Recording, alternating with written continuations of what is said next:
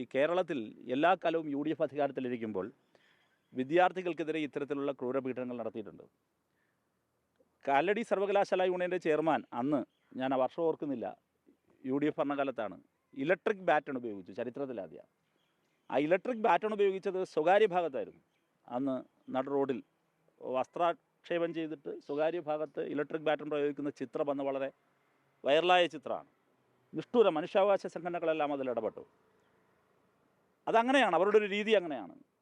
ഈ പറയുന്ന ഗ്രനേഡ് ആക്രമണത്തിൽ ആദ്യമായി ഒരു ഇടതുപക്ഷ വിദ്യാർത്ഥി സംഘടനയിൽപ്പെട്ട അന്നത്തെ AESFൻ്റെ നേതാവായിരുന്ന സജീഷിനാണ് ആദ്യമായി ഈ പരിക്കേൽക്കുന്നത്. ആദ്യമായി വിദ്യാർത്ഥികളെ ഗ്രനേഡ് പ്രയോഗിക്കുന്നത്. ഈ ശബ്ദമുണ്ടാക്കുന്ന ഗ്രനേഡല്ല, അപകടകരമായ ഗ്രനേഡ് പ്രയോഗിക്കുന്നത്. അത്ഭുതകരമായാണ് അയാളന്ന് രക്ഷപ്പെട്ടത്. ഇത് പോലീസിനൊരു രീതിയാണ്.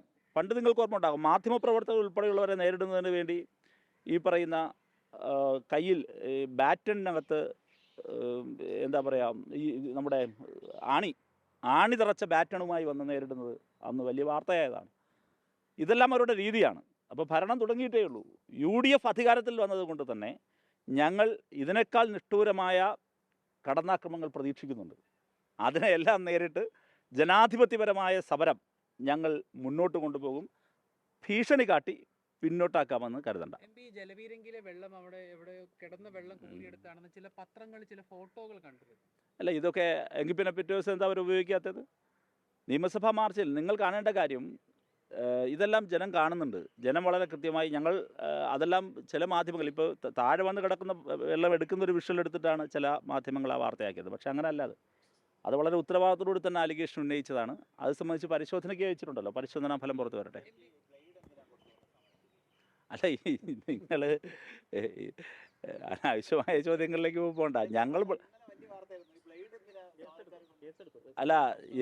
ഒരു കാര്യം ചെയ്യൂ, ഞങ്ങൾ ബ്ലേഡൊന്നും കൊണ്ടുവരത്തില്ല. ഞങ്ങൾക്ക് ആ പണിയൊന്നുമില്ല. ഞങ്ങൾ ബ്ലേഡ്, പിന്നെ ഈ മഷിക്കുപ്പി, ഇതൊന്നും കൊണ്ടുപോകുന്ന ആൾക്കാരല്ല ഞങ്ങൾ. മനസ്സിലായല്ലോ? മഷിക്കുപ്പി കൊണ്ടുപോവുക, ബ്ലേഡ് കൊണ്ടുപോവുക, അതൊന്നുമില്ല. അതൊക്കെ അനാവശ്യമായ കാര്യങ്ങൾ പറയാൻ ശ്രമിക്കുന്നതാണ്. SFIയുടെ സമരം, DYFIയുടെയും സമരം, ഞങ്ങൾക്ക് കൃത്യമായ കാര്യങ്ങളുണ്ട്. ഇപ്പോൾ നിങ്ങൾ ആലോചിച്ച് നോക്കൂ, കേരളത്തിൽ നടന്നതെന്താണ്? തൊണ്ടി സഹിതം പിടിക്കപ്പെട്ടു എന്നല്ലേ? ആരാ? ശ്രീ VD സതീശൻ. എത്ര വേഗതയിലാണ് ഫയൽ നീക്കം നടന്നത്? അതിദാരിദ്ര്യ നിർമ്മാർജ്ജനത്തിൻ്റെ എല്ലാം ഫയൽ നീക്കമാണ് LDF കാലത്ത് വളരെ വേഗതയിൽ നടന്നത് എങ്കിൽ, ഇപ്പോൾ ബെക്കാഡിക്ക് വേണ്ടിയുള്ള ഫയലാണ് വളരെ വേഗതയിൽ പോയത്. അപ്പോൾ ഇത് കാണുകയല്ലേ?